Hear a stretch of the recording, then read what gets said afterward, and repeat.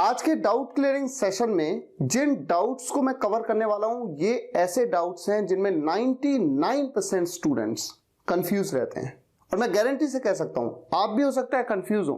देखिए कौन से डाउट्स हैं। इट सीम्स का यूज किसी भी सेंटेंस में कैसे किया जाए। फ्यू, लिटिल, सम, क्या डिफरेंस है। सम, फ्यू, सेवरल, मैनी या न्यूमरस में क्या बेसिक सा डिफरेंस है, बहुत ही इंटरेस्टिंग है, ये आप देखेंगे। अबाउट टू और गोइंग टू के बीच का डिफरेंस बहुत सारे स्टूडेंट्स कंफ्यूज रहते हैं और विल बी के बीच में डिफरेंस। तो बहुत ही इंटरेस्टिंग वीडियो है, इंपॉर्टेंट वीडियो है। वीडियो को एंड तक देखना है और एक एक डाउट को समझना है। इट सीम्स का मतलब होता है लगता है, ये तो सिंपल सी बात है। इट सीम्स का मतलब लगता है। आपके सामने 4 सेंटेंस है। इट सीम्स लगता है या ऐसा लगता है, आप कुछ भी कह लें, बात तो एक ही है। लगता है he goes to office at 9 o'clock, वो 9 बजे ऑफिस जाता है। लगता है वो इस वक्त ऑफिस जा रहा है, he is going to office right now. It seems she has left for Delhi, लगता है वो दिल्ली के लिए निकल चुकी है। निकलने को लीव कहते हैं, लीव की थर्ड फॉर्म लेफ्ट का यूज प्रेजेंट परफेक्ट टेंस में। It seemed Ravi had been doing it for a long. It seemed, seem की सेकंड फॉर्म, इसका क्या मतलब हुआ, लगा। इट सीम्स मतलब ऐसा लगता है या लगता है, और इट सीम्ड मतलब ऐसा लगा या सिंपली आप कहें लगा। क्या लगा, Ravi had been doing it for long, Ravi काफी समय से, फॉर लॉन्ग मतलब काफी समय से ये कर रहा था, पास्ट परफेक्ट कंटिन्यूअस टेंस में। तो इन चारों सेंटेंसेस को अगर आप देखें सीम का यूज किया गया है, लेकिन ये जरूरी नहीं कि हर सेंटेंस इट के साथ ही बनाया जाए। इट सीम्स या इट सीम्ड, ऐसा भी कोई तरीका है जिस तरह से सीम का यूज किया जाए इस सेंटेंस में कुछ अलग तरीके से और इट का यूज भी ना हो। इस सेंटेंस को इस तरह से भी बनाया जा सकता है, ही सीम्स, ऐसे बनाने के बजाय इस तरह से, टू का यूज होगा, उसके बाद वर्ब की फर्स्ट फॉर्म, सीधा सीधा, he seems to go to office at 9 o'clock। अभी आप समझेंगे अगले सेंटेंस पे। देखिए क्या होता है, यहां पर भी ये देखिए, ये बन जाएगा मेरा सब्जेक्ट ही, टू का यूज तो आप एज इट इज करेंगे, लेकिन ये सेंटेंस प्रेजेंट इंडेफिनेट में था, इसलिए टू के बाद आपने सीधा सीधा वर्ब की फर्स्ट फॉर्म का यूज कर लिया। लेकिन यहां पर क्या होगा, चूंकि ये प्रेजेंट कंटिन्यूअस टेंस में बी का यूज करना पड़ेगा और उसके बाद as it is ING form, going to office right now. अब देखिए सेंटेंस क्या बन गया,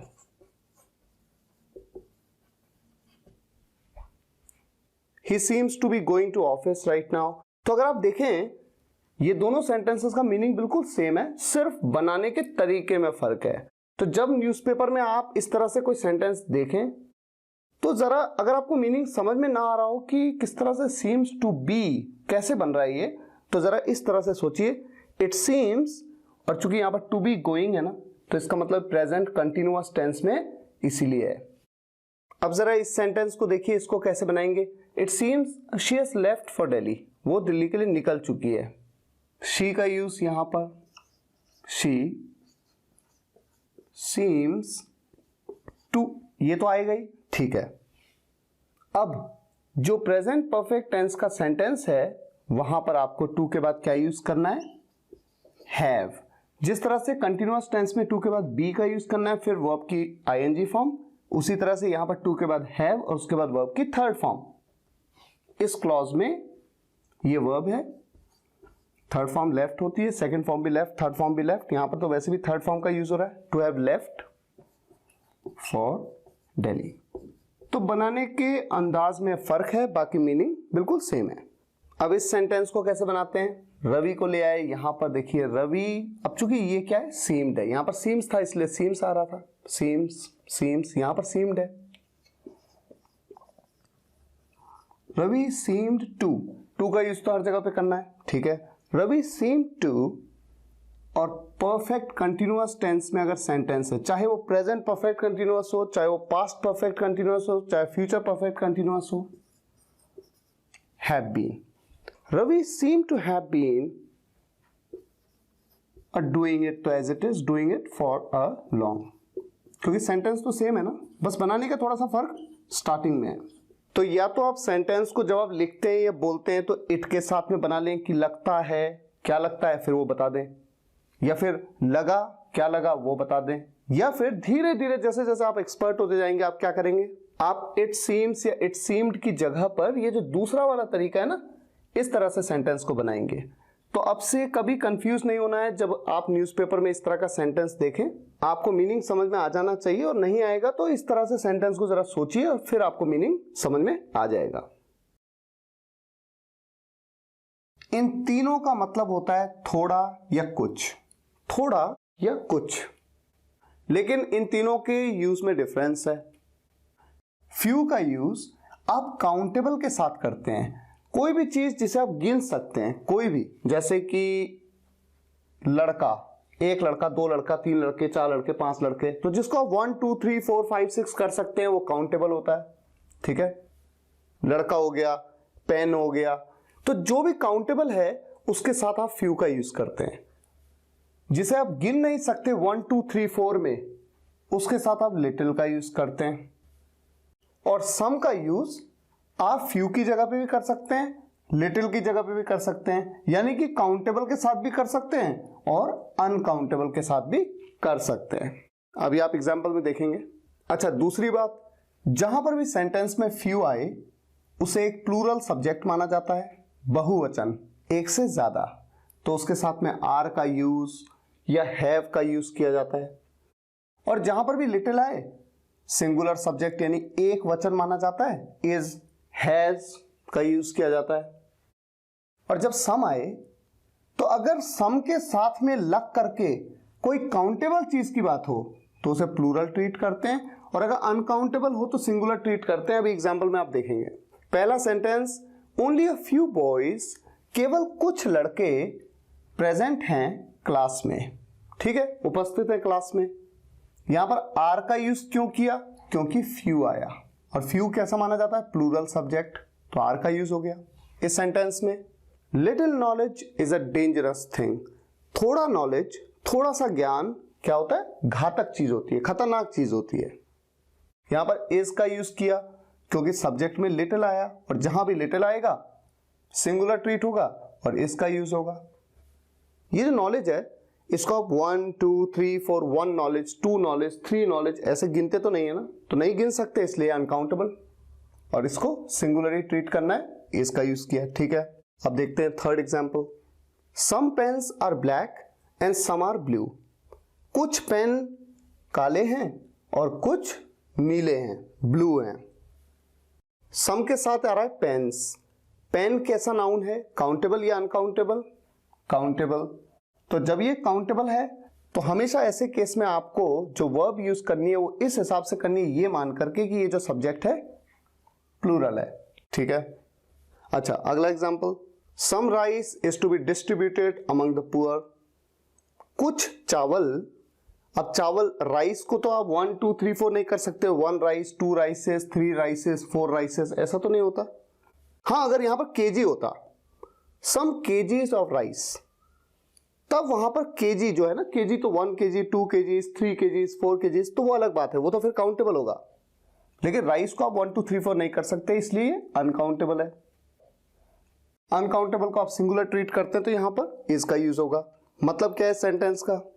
कुछ चावल डिस्ट्रीब्यूट किया जाना है, किया जाना है, ये पैसिव वॉइस है इंफिनिटिव का। जिन्होंने पैसिव वॉइस सेंटेंसेस को समझा है इंफिनिटिव को, उनको इजीली समझ में आ गया होगा। गरीबों के बीच में, गरीबों के बीच में कुछ चावल डिस्ट्रीब्यूट किया जाना है। मैं समझता हूं कि आप में से अधिकतर को इसमें कोई कंफ्यूजन नहीं है कि यहां पर आर का यूज होगा, यहां इसका, यहां पर आर का, यहां पर इसका। मेन ये दो सेंटेंस हैं, आप ध्यान से देखिए। सेंटेंस नंबर 5 है, कुछ चावल, कुछ चीनी, यहां पर इज आएगा या आर आएगा? टू बी डिस्ट्रीब्यूटेड, डिस्ट्रीब्यूट किए जाने हैं, वो तो ऐसा ही सेंटेंस है जैसा ये है, लेकिन इज आएगा या आर आएगा, ये इंपॉर्टेंट क्वेश्चन है। और यहां पर some rice and some sugar, कुछ चावल और कुछ चीनी, इज आएगा या आर आएगा। ठीक है, तो मैं आपको बता दूं, आपकी नॉलेज के लिए बहुत इंपॉर्टेंट है ये। जब भी आपके सामने इस तरह से आए, देखिए सब्जेक्ट में सम आ रहा है, ठीक है, अनकाउंटेबल भी आ रहा है, ठीक है, आप उसे सिंगुलर ट्रीट करेंगे, इसका यूज कर लेंगे, ठीक है। लेकिन कई बार आपके मन में क्या आता है कि बात हो रही है कुछ चावल और कुछ चीनी, तो दो अलग अलग चीजों की बात हो रही है, तो एक से ज्यादा है इसलिए प्लूरल होना चाहिए, लेकिन ऐसे केस में आप इसे प्लूरल ट्रीट नहीं करते, इसका यूज करते हैं। हाँ, यहां पर देखिए आपके सामने आ गया एंड, और जब एंड आ गया तो भले ही अनकाउंटेबल है तो आपको लगेगा कि यहां पर सिंगुलर, लेकिन एंड आ गया है तो आपको इज नहीं बल्कि आर का यूज करना है। तो हमेशा याद रखिए जहां पर भी फ्यू आ गया उसे एक प्लूरल सब्जेक्ट ट्रीट करना है, सिंपल।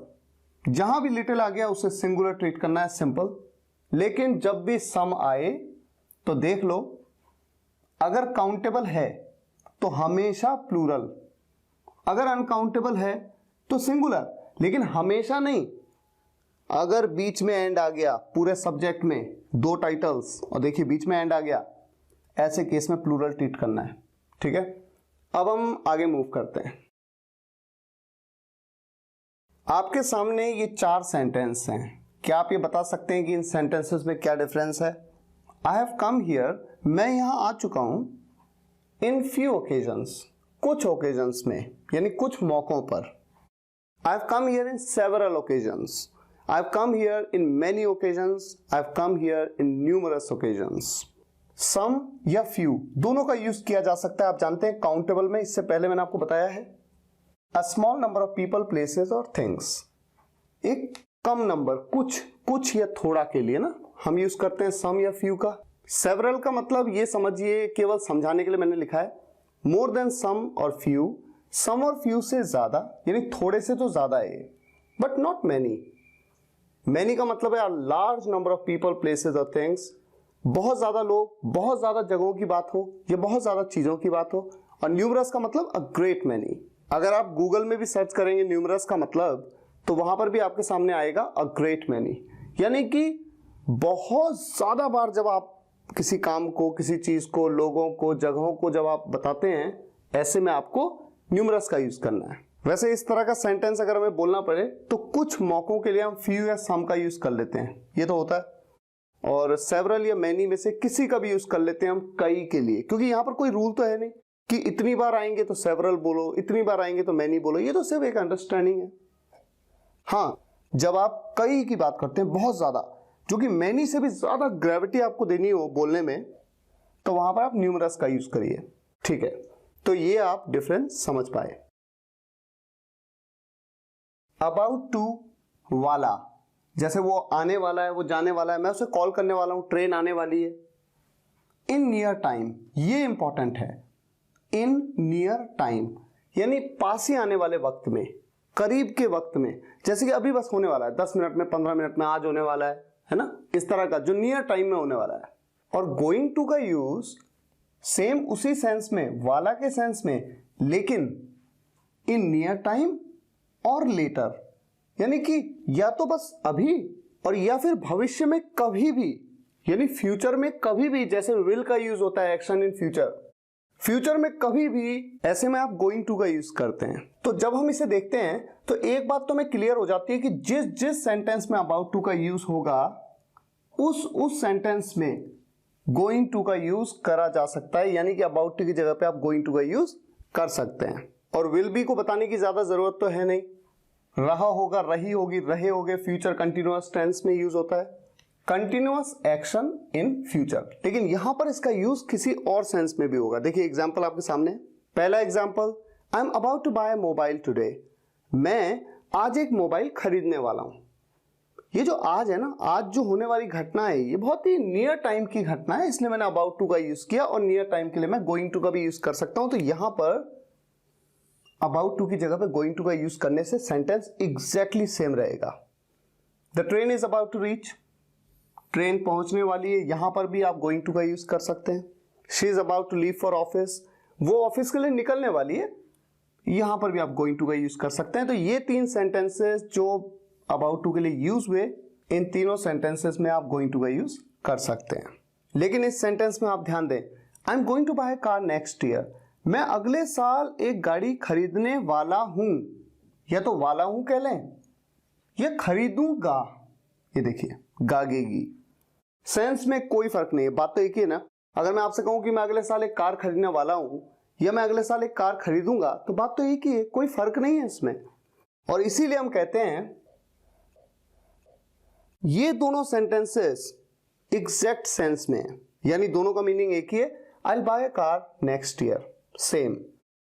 लेकिन आपको जान के हैरानी होगी कि ये जो तीसरा सेंटेंस है ना, I will be buying a car next year, एक तरफ तो हम कहते हैं कि फ्यूचर कंटिन्यूअस टेंस में है, और इसका मतलब क्या है, मैं अगले साल एक कार खरीद रहा होऊंगा।